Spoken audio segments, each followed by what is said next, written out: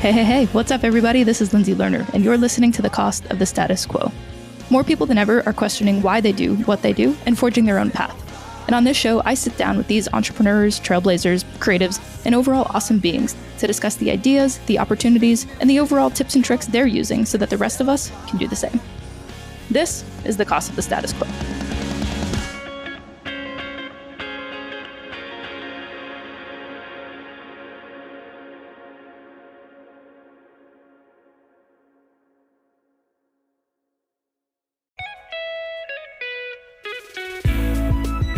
Elevate your sound game with Filtrate, the perfect upgrade for your recording or office space. Our producer Andrew has been pushing for a better recording environment.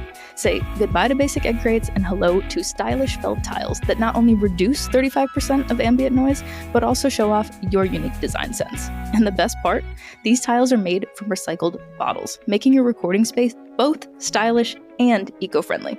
Get 10% off at feltrate.com with code CSQ10. That's CSQ10. Let's give Andrew and you, our listeners, the top-notch sound that you deserve while making a positive impact on the planet.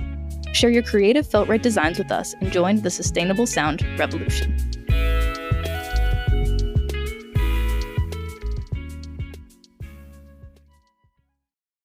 Hey there, welcome to The Cost of the Status Quo, where today we are exploring the challenges that communities and the innovators working to create positive change face. In this episode, we sit down with Matt McArthur, the founder and executive director of The Record Co. TRC is a nonprofit music incubator based in Boston. TRC's mission is to provide accessible and affordable resources to local music makers, breaking down the barriers between artists and their creative visions. With limited accessible rehearsal space, recording, and performance spaces in Boston, TRC's low-cost recording studio workspace has become a crucial resource for community artists, hosting over 1,300 recording sessions every year. And now, with a major expansion of TRC's space and program offerings, the organization is poised to become an even bigger community hub for musicians and producers across the greater Boston area. Join us as we discuss how TRC is addressing chronic shortages in music resources in Boston and the importance of creating accessible spaces for local artists to thrive. As always, listeners, thank you so much for being here and for listening. Please remember to rate, review, and subscribe. And if you are learning, please share with your friends. Thank you so much. You say you don't know, and I say please don't. Welcome back. Thank you so much for making the time to be here. What's happening, Lindsay? I'd love to hear a little bit about where you grew up and what set you on this music path. I grew up in Tucson, Arizona.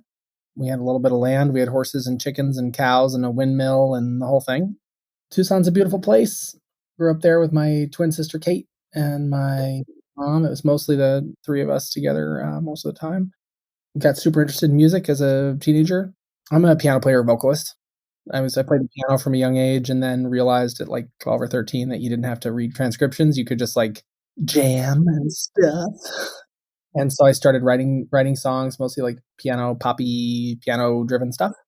Left Tucson to come to music school out here in Boston, and I've been here since 2007. Could you walk me through and tell me a little bit about the early days of The Record Co., post the chickens and music school? In the early days, it was a pretty simple concept, and a lot of the spirit of that original concept is still alive and present here today. I'm actually in one of our, a little twirl, I'm in one of our production suites right now. The idea was, let's build a recording studio that doesn't belong to anybody, because the fact that people own and gatekeep stuff is a barrier to accessibility, barrier to equity and fairness and justice and all those things. But all those, even those words I just spouted off are, all things that we've come to later. Initially, it was just like, let's build a recording studio that anybody can use. And, as a 19-year-old at the time, I didn't know anywhere near as much as I know now about concepts of racial and gender group identities and other group identities and equity and the way to create accessibility and what, and radical hospitality and welcomingness, and et cetera. And were these all issues that you and like your friends, your fellow students were all struggling with? Yeah. I mean, and again, this is something that like, it's hard to talk about it as though I were the 19-year-old again. I can't unknow what I know now. So I talk about it as though I knew then what I know now, and that's not true. again, like the spirit of it was there. Let's make a thing that nobody owns so that anyone that wants to use it can use it, and that they can use it however they want to. We don't tell them how to use it. It's just a resource that they can use. Today, we talk about that concept in a much more, I guess sophisticated is the word, or just clearer, like a much clearer way. It's a community center, but instead of a pool, we have a bunch of recording studios. It's a public park, but it's rehearsal space instead of a basketball court. And so if you're looking to find your people and you make music, like this is the kind of place where, you just show up and you run into somebody. Did you have a first job in the music industry? My first job in the music industry was working at the Apple Store. Actually, I lied. My first job in the music industry was pouring water at a restaurant in Tucson, Arizona. Incredible. Yeah. Everyone should be a server at least once. Oh my gosh, of course. This is I'm not reaching here when I say like this is a service business that we're in. And it's something that I was fortunate enough to have a really experienced mentor early on who really hammered that into me. She said over and over again, like, you don't realize it, but you're not an artist. You're here to serve, to use the craft. What did she used to say? Our craft is what we have when art fails us, which is most of the time. So sometimes there will be a moment of artistic expression, but even when that happens to you as a recording engineer or a producer or a songwriter or whatever sort of supporting role you might be playing, even when that happens, you're not there to take credit for it. You're there to serve and support the artistry of the artist that you're working with. And that's a tough thing, especially for young people who, probably have some creative practice, beyond just the technical aspects of recording or producing, have some sort of creative practice of their own. They write songs, they play an instrument. And it's hard to not put yourself in the sort of constantly be going, okay, well, I had this great idea and the song came out better because of it. And it's like, that's not why we're here. We're here to right. You're the vehicle, accept the idea, download it. And that's actually a huge part of my personal journey. And one of the reasons why I'm so at home in this particular job, leading this organization, is that turns out I'm far better at facilitating the art of other people than I am at making art. And I know, enough to be dangerous. I speak the language and I understand what you're saying, but like, no, I'm not the kind of person that has that idea, that spark of an idea that turns into a song that teaches people something about themselves that they didn't know. It's just like, it's not, but I can make a mean pot of coffee and make sure that the air conditioning is on and make sure that like this place is comfortable and that the lighting is cool. And that when you walk in here, you feel both undistracted by the environment, but also like comfortable and at home and in a way that you're at ease in a way that allows those kinds of ideas to come out of you. But like Record Co., and certainly not me, are not we don't create those. I mean, that's all you. We're just, we're a vessel, as you said. Yeah. Oh, without a doubt. So what was that process like for you? I mean, you played piano, you are a vocal artist, you go to school for music. Was there any friction in that process of going basically, on the stage to backstage? I mean, I would say the biggest friction was just, getting the floor wiped with me and my bands when the next act would come on, and you're sort of like, you're the friction of passing someone who's way better at this on your way off the stage. You know what I mean? You're kind of like sauntering off like, okay, I guess we did it. And they're sort of bounding on to just like show the crowd how fucking awesome they are. No, but that was a huge part of that realization too. Like I said, I had really good mentors who were very honest with me, even when it hurt. And also like you see it, you come off stage or you go to someone else's show and you see that je ne sais quoi, that like a band on stage that really is just built to do that. You see them doing it. Sometimes it's, 2 members of the 4 members. And you're like, I don't know about those other 2, but like these 2. But anyway, whether it's the whole band or not, you can see that where there's that one song you hear and you're like, wow, okay, whoever put that song together really has something in their gut that, but that was a big part. That realization was part of it. And, I did try and do both for a while. And at some point, these things kind of, water seeks its own level. At some point, it's like, okay, I'm going to keep doing the thing that is producing more impact, where there are results, where I can see and feel the impact of the work and where I can tell that it's more appreciated.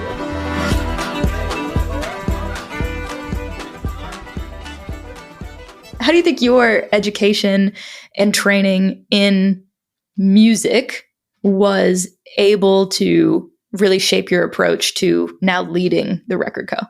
So there's definitely the thing we already talked about speaking the language. So it's always helpful like to have some insight about I'm going to call them customers. Sometimes we call them community members. Sometimes we call them users. Like no one wants to be called a user or a customer to their face.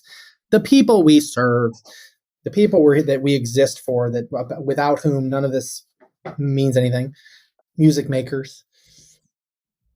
Speaking that language, having enough understanding of what those music makers are going through that I can, that I'm able to empathize, and also that I'm able to, just be credible, and that all of us that work here are, again, know enough to be dangerous. It's helpful when someone asks for, this or that adapter or that microphone, or do you have a recommendation about this, that like, here's my Apple Store training coming in. Either you know the answer or you say, let's find out. And then you go find someone who knows, and you're still the conduit by which that person gets an answer to their question. So, ta-da, you did it. We're a team. What a gift. That's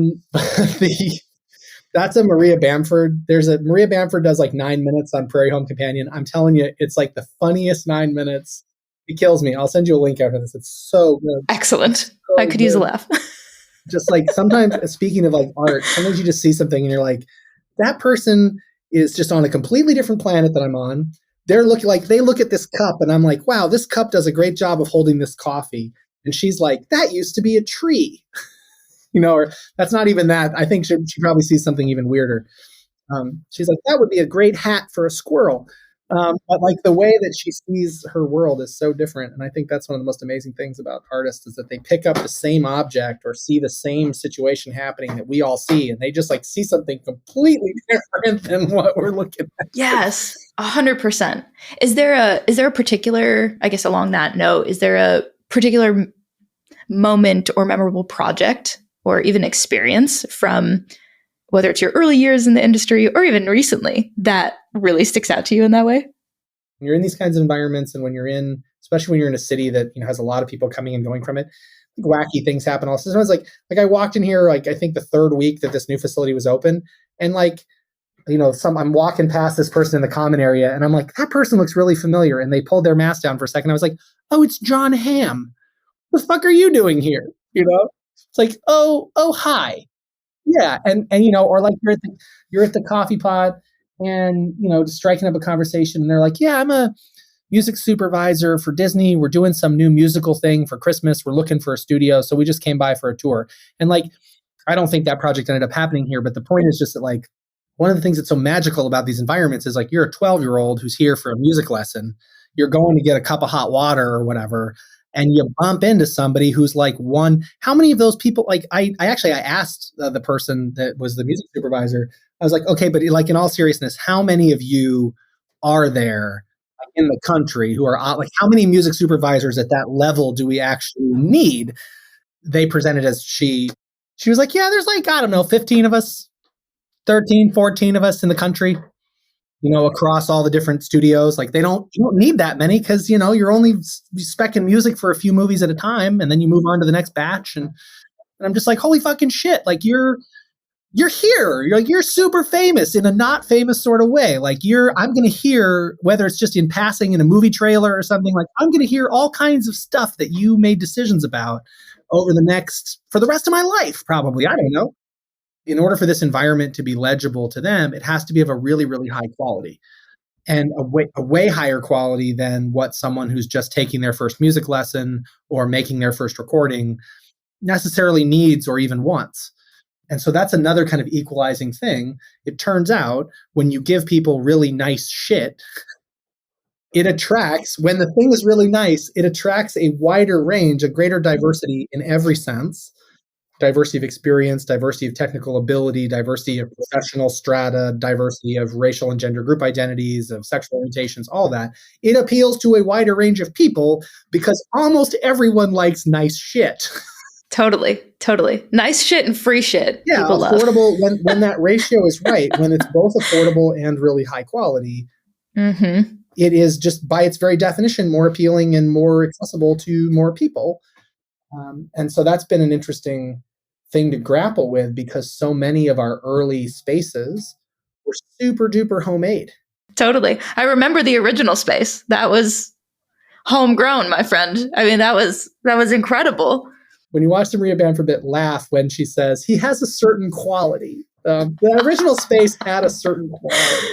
It totally did. It totally did. And I think the communal aspect that you're speaking to, that's what I think your art form is. You know, it might not have been playing piano or singing, but the art of community is truly something that you've nailed time and time again, and it just continues to exponentially get better and better. And I think creating those serendipitous moments, like, that's the magic, and that's truly, like, that's the motivator, and it's just amazing to see it all play out. I appreciate you saying that. That means a lot to all of us here, and I think that's been the wind beneath our wings for sure. The reason why we keep showing up is because you see it happen. You see the interaction at the coffee pot. It's interesting how much of that, and I'll get super cheesy here and liken it to the whole, like, the notes you don't play kind of thing, where it's like, it's not just the notes you play, but it's like the empty space in between the notes. There's a lot of stuff we don't do on purpose in order to leave you the space that you need, like literally and figuratively, to like do that for yourself. And we've refined that over a really long period of time, right? It's coffee, water, tea. Okay, none of those, go to your room. Bye. There's nobody in the room with you, right? We let you in, you go in, you do your own thing. We're out here to, back to the community pool, or a metaphor or analogy. I don't know the difference because I went to music school. Don't know how to spell anything. I don't know how to talk, but I can. But there's some lifeguards running around. We're not going to teach you how to swim. It's not a swim meet. We're not judging you, but there Right. are some lifeguards running around. If you find yourself in the deep end and you need someone to drag you out, we'll come show you what button you need to press so that you can hear what you're trying to hear in the headphones. Like, no problem. Oh, totally. Totally. We can look through the window, and actually the COVID era, because we opened in the middle of COVID, got us real good at that. We can just look through the window and be like, okay, it's the button on the right at 3:00. Boop. Okay. I love that.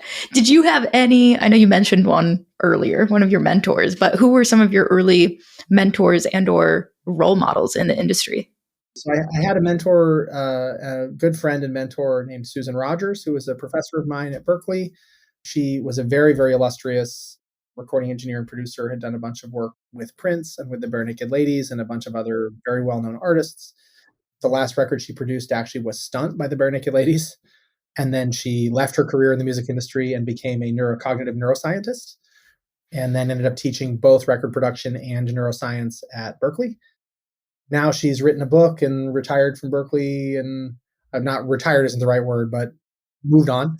I'm sure she's not done working. And she and I actually worked on Record Co together for the first couple of years. So my whole value system about like what a recording studio is and what it should be and how it should feel when you're in one, and the fact, again, the service orientation, all of that came from her, as someone who had been in just about every storied recording studio on the planet.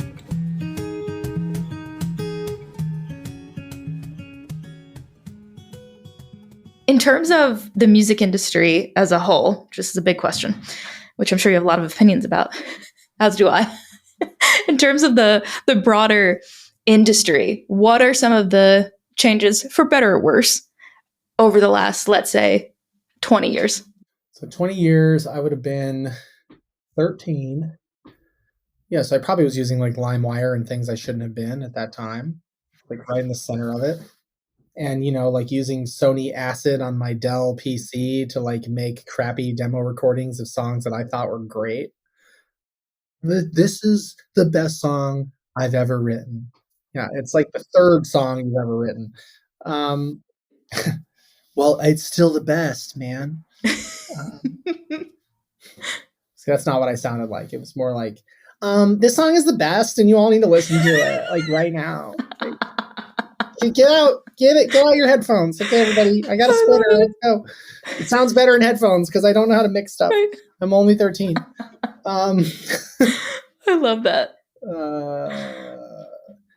So I think, there's no way to talk about the sort of traditional label model without talking about all the ways that that just totally screwed over artists over and over and over again. Like capitalism sucks. It was never pure of intention. That original system was always exploitative in some way. And I think there are plenty of examples, as there are in modern, late stage capitalism that we're in now, where it is possible to achieve that nexus of like something that is of a good quality that people actually want at a price that people can actually afford and everybody makes money. And like in moderation, when everyone involved sort of puts their hands together and says, okay, we're all going to take like 20% less than we could get. And as a result, the whole thing is going to be better for everybody. Yeah, it can work. And I think there's plenty of examples. We can probably find plenty of examples in the kind of traditional version of the music industry where, yeah, everyone put their hands together and said, okay, like we're in this together. Let's do this the right way.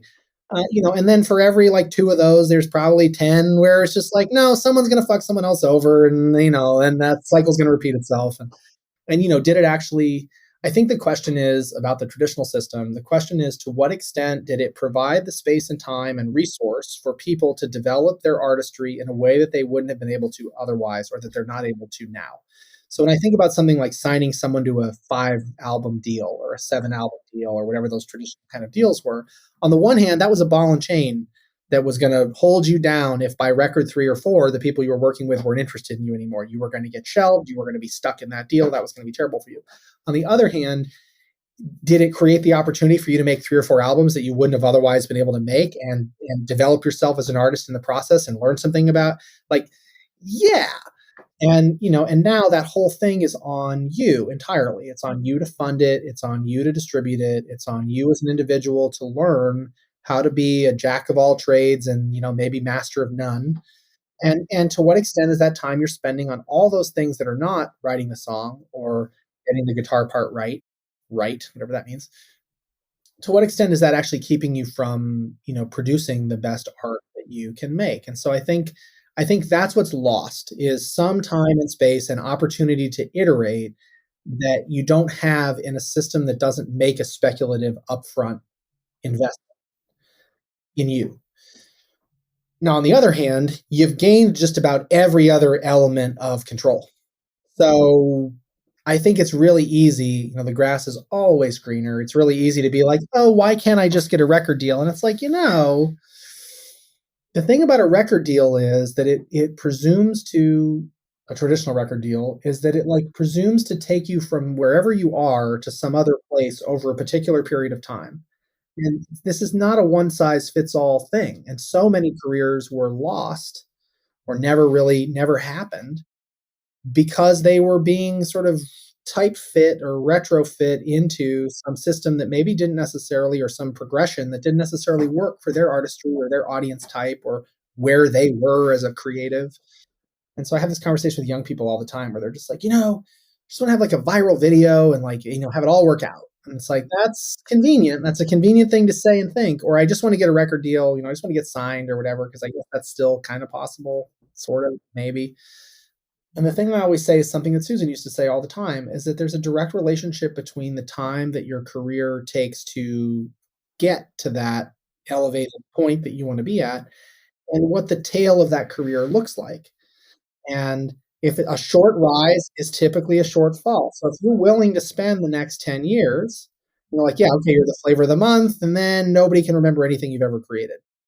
But if you're willing to take the 10 years to just kind of like, and it's not going to be linear, right? It's going to be kind of like, but if you're willing to take that, let's do circles. If you're willing to take that time to sort of like eventually get there, then the tail of that is going to be much longer. You've built like a wider base to support the thing you're doing. It's not just sort of like on the sticks of the marketing efforts of your label.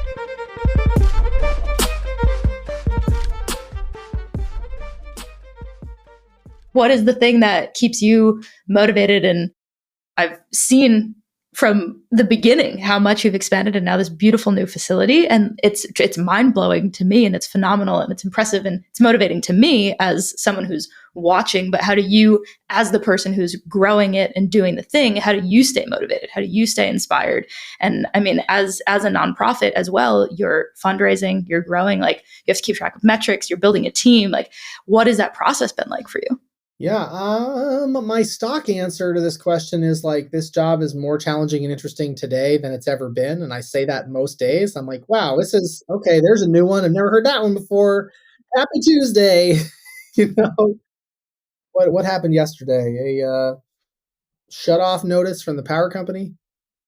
It was like, I've been approving an energy bill every month for the last, I've been hitting approve on that. Why has that not been getting paid? I don't know. And so sometimes it's like totally benign like that, and you realize like, okay, there's some breakdown in some system that you thought was working forever that like apparently hasn't been working for the last 5 months, or else we wouldn't be at this point. I think that there is a complexity, and people in the end are the number one complexity, right? So the more customers, the more staff persons, the more contractors, the more consultants, the more bankers, the more funders, the more donors, the more board members, like the more humans there are. I mean, we fuck everything up, right? As soon as we get involved, the robots are fine. They would be fine without us. But since this whole thing, the whole fucking thing is about people and human beings getting together and being the imperfect, messy fucking people that we are to make cool stuff, it's just messy, and it gets increasingly messy. And everybody's got a lot of feelings. Let me tell you right now, like people are, you know this, like there's all these, I think, and it's not just COVID, right? But like all these unintended or sort of unforeseen or even difficult to attribute to COVID side effects, social side effects, psychological side effects that we're seeing now, where people are just having a hard fucking time. And we're not in a social climate or a professional climate where, hey, just do your job is like, that's like, wasn't that what Bill Belichick says to the Patriots players? Do your job. There's like a bunch of sweatshirts that say that on it. We're not, maybe when you're paid that highly and your job, I'm not saying that it's easy to be a professional football player, but I am saying it's very focused. And this is, we just talked about it. Like this is a situation where you got to be all things to all people. You don't have a photographer following you around. You're your own photographer. You don't have a social media person following you around. You got to do that yourself. And so you add like the mental and sort of the workload and the mental psychological load of all of that on top of just like existing right now. What advice would you give to an aspiring person in music, whether they're a musician, they're a producer, whatever role they are seeking to fill post whatever COVID world that we're in, where everyone is deeply struggling and they need community and they need support, especially in the arts, especially in music? What does that look like? What does success look like to you and TRC? And what does that look like played out in a bigger vision? I mean, I think it makes me think about the way we talk about Boston as a kind of as a music scene and how supportive or unsupportive it is, and what's the impact of a music maker here feeling like this place actually supported them or did something for them. And I think we can take that down to the individual level too. But just to finish the thought about Boston, like the goal, can't be or shouldn't be that like, oh, we retain all these musicians here, they all stay, and it becomes this big happy family, and like no one ever leaves, and that's a cult, is what that is. We're not doing that. Not this time. Maybe the next organization that we start will be a cult, but this one isn't. So it's more like what's the one specific outcome is like, does somebody at some point get up at some award show or some dinner or something and say in front of a room full of influential people, say, when I was getting my start in Boston, it that place really supported me and it felt like there was a community there, and like I just don't overlook that place, or don't overlook these people or these organizations in that place. And maybe that's what success looks like. It's just that somebody doesn't erase this place from their history, where it's like, well, we changed the name of our band and moved to Brooklyn and now we're from Brooklyn. And it's like, we listened to your shitty music for 5 or 6 years. We came to your shows, and then you just fucking forgot us and like went and got famous as the new band that, suddenly magically appeared in Brooklyn out of nowhere. And it's like, it wasn't out of nowhere. We tolerated that shit for a while. Without a doubt. Without a doubt. So I think there's that. At the individual level, I think what it looks like is elimination of scarcity mentality. Where we get to a place of an attitude of abundance, where I don't look at the gig that we both wanted to get that you got as like you wronging me or like taking food out of my mouth. But, I look at it instead as something that a success that I can celebrate for you, and an understanding that, if you and I have a close working relationship, or a healthy working relationship, however close it is, that like your rising tide lifts all boats, and that's good for me too. And it's really hard when you're in either a city, some of the big scarcity in Boston comes from the affordability here. Like it's very unaffordable to live here. And that's really hard for anybody, let alone creative people who are, don't necessarily have the same level or reliability of income. But also, when there is both a perception and in actuality a lack of professional opportunities, right? We don't have a super well built out music industry or film industry or television industry here. So there just is not, and we have fewer and fewer independent clubs to play. So like you're left hoping to get a gig at what, like the House of Blues or the an opening slot at a 5,000 cap club. Like that's not right. Yeah, the options aren't there. No. And so that ladder isn't there. So I think the trick is like, I guess inspiring people to just like have some faith that if we drop the scarcity thing and start celebrating each other's successes, that's going to produce new, good, and interesting things for all of us. But that's a big ask when you're having a hard time paying your rent. Well, it's a huge ask, and I think it's the idea of being as enthusiastic about the success of others as you are about your own, and that's a huge ask, especially to your point when you are struggling. And that was going to be one of my last questions, but now you've triggered a more existential one of why. I'm already in the middle of an existential crisis right now. How did you know? We all tell you all about it once you turn the recording off. Okay. This will be my. This is my official last question, and then the actual last question. Yeah, this I already gave you a heads up about. I start sobbing uncontrollably, and you don't know why. I might be right there with you. My more existential question is around how did we get to this place where art in general, never mind music, is so just astronomically devalued.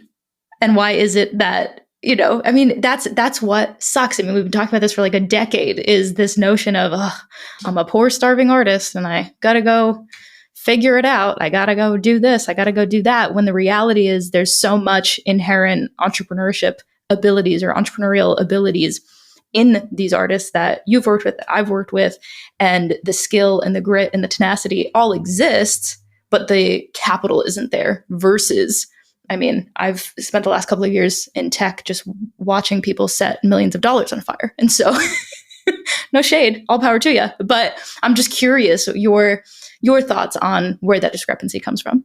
It's sad and it's true and it's hard. It's really hard to, and I guess this is my job in a lot of respects as somebody who has to go raise millions of dollars to pay for all of this, is to figure out, what sort of argument, what case making, what combination of words do you have to say in order to get someone to feel like the potential return, which in this case is not going to be a financial return. And even in the case of most artists that are seeking, commercial success, is not going to be a very exciting financial return, even if they do achieve the level of professional success that they're looking for.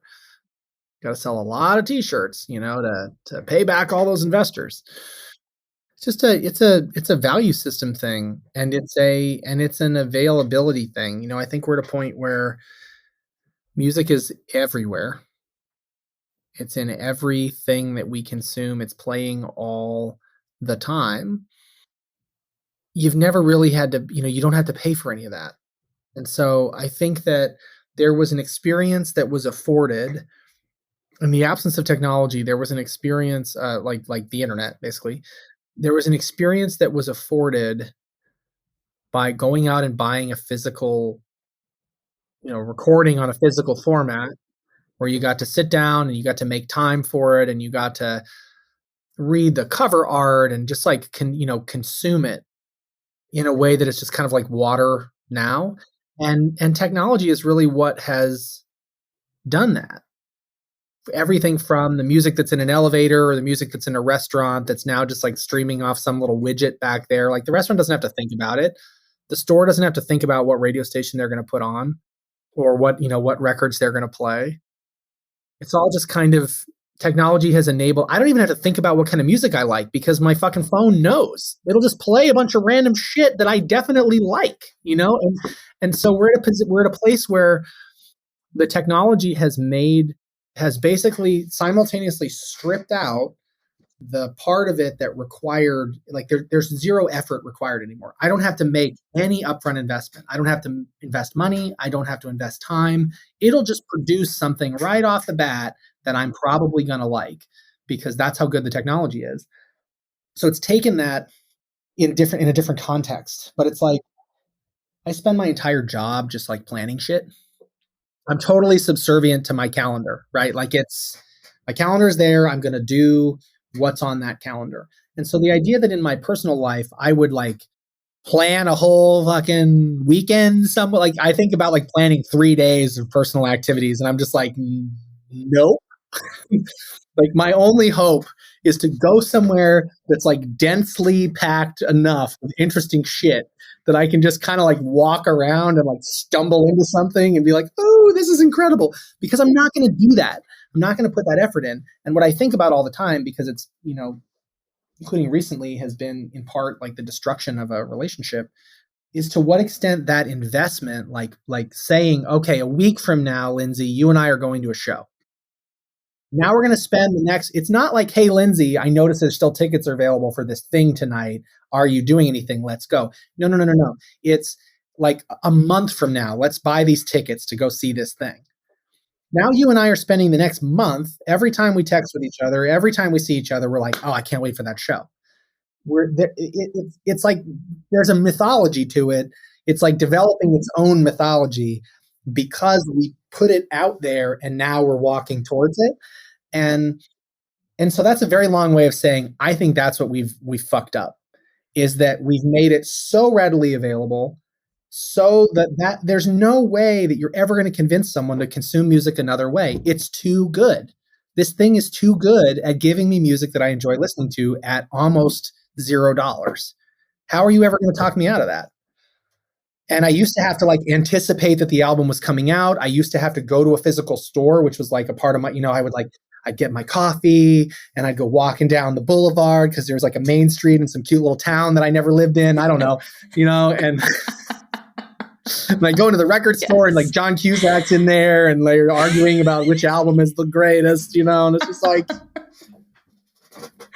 I love it. It was a whole thing, well, it was a whole experience that we all had to like look forward to, and there were sensory elements to it, and there was, anticipation, and all that's gone. It's completely flattened. The emotional arc is totally flat, and now we don't want to pay for it anymore, and that kind of makes sense. You want to go to a movie? I mean, Netflix is fucking awesome, Lindsay. I don't know if you like. It's cheap. Even now, when they're like, "Do you want to pay $20 for this new release?" I'm like, "Fuck yeah!" Because that's what it's going to cost for one ticket, and I'm going to have to like go somewhere. Like, no way. You have to leave the house. No totally. Way. Well, at least you are providing the physical space for the next generation. That's the magic of it. That's to figure it out. Thing, to leave home, to go to work, to interact with other human beings, to get away from the Netflix machine. There used to be a technological justification for the existence of a recording studio because you didn't have a recording console and a tape machine in your house and you weren't going to have it. Now you've got a recording console and a tape machine in your pocket. Billie Eilish is like winning Grammys, singing into their phone like this, just like, it's like Grammy. So like, you don't need all of this shit to make a good recording. Hit records are made in the air between New York and Los Angeles. But you do need this if you want to build meaningful relationships with other human beings.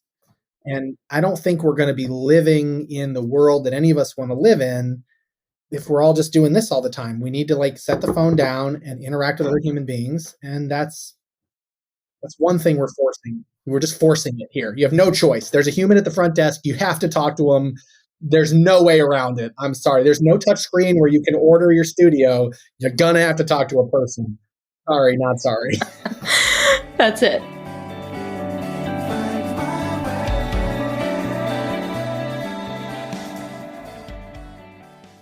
Before we wrap up, I do need to know, what is the worst piece of advice you've ever gotten? Don't do it. Terrible advice. Fair. Never ask a lawyer to make a decision because they'll make the worst decision. They'll make the most risk averse. It'll be the best decision to keep you from taking any risk and the worst decision with respect to making any progress. Okay. And now lay it on me. The best piece of advice you've ever gotten. Go try a cheesy gordita crunch.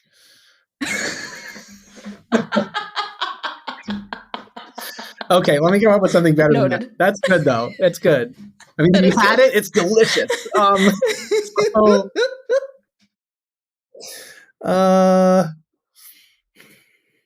It's not exciting, and it's more of a concept than anything that's been, I think, kind of layered on over time. But the plurality of everything, right? There's not actually a right answer. Almost always, there's not a right answer. And so, approaching anything that you're doing or any decision you're making from a binary stance, you're not going to get there, and you're not going to understand the implication of the decision you're making, especially on other people, if you take a binary stance. It might be binary for you, but it's not for some people who are downstream of that decision. And I think it's just super hard to accept because, again, we want to organize all this into these neat little quips where it's like, oh yeah, all plans are wrong. Some plans are useful. Just do this. Just invest in real estate in the following ways and you'll be rich. It's just like, it's not. Right. We don't have space for nuance anymore. No. And so I think that kind of, it's taken years of being told that and shown that over and over and over again by different situations, by different mentors. And they all say some version of it. And the first time you hear it, you're like, okay, boomer, no, I can make an app for this. I swear. And it's just not true. It's right. Life is messy and decisions are messy and people are messy. And it's got to be less about reducing the mess and more about integrating it. How do you take the mess and just make it a part of a functional system or make it a part of a solution? People always talk about work-life balance. And I'm like, someone told me once, I totally agree with this. It's not about work-life balance. It's about work-life integration, because balance implies, or basically by definition means, that you're always teetering. And it's like, no. What you want is those two things to be integrated in a way that you can actually live every day and not be teetering. Well, thank you for sharing all of that today. I appreciate it. Thanks for having me. Thanks for coming to this Zoom room, whatever it is. On it. I love it.